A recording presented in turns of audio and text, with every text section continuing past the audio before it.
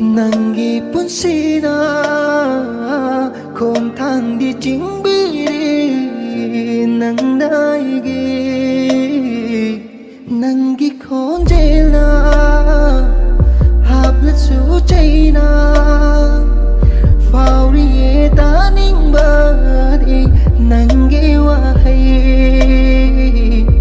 Uhallaroi khanna tahallaroi khanna karigino aina lot khabi nangbu ningba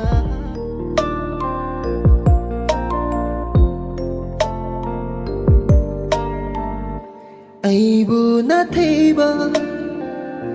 nangi punsina khom thang di chingbiri nang naigi Nangi khonjela habla su chaina Fauri ye taning badi nangi wahai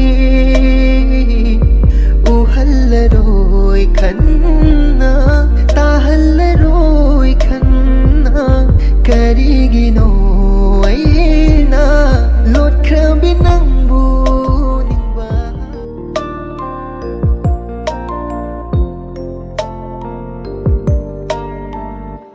aibu na theiba nangi punsina khom thang di chingbiri nang naigi nangi khonjela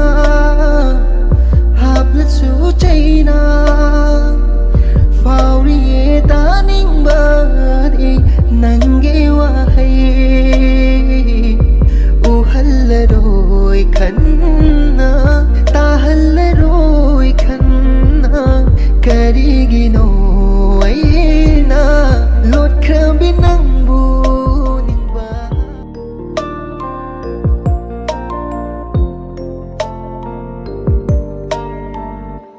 aibu na theiba nangi punsina khom thang di chingbiri nang naigi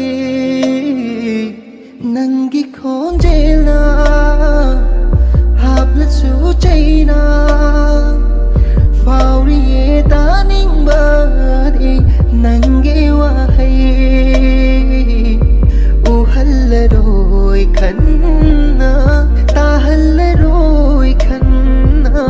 karigino aina lot khabi nangbu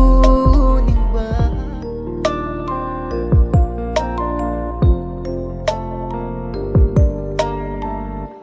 aibu na theiba nangi punsina khom thang di chingbiri nang naigi nangi khonjela habla su chaina Fauri ye taning badi nangi wahai Uhallaroi khanna tahallaroi khanna karigino aina lot khabi nangbu ningba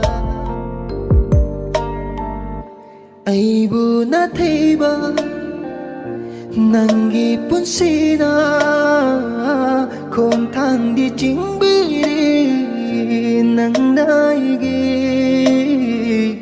nangi khonjela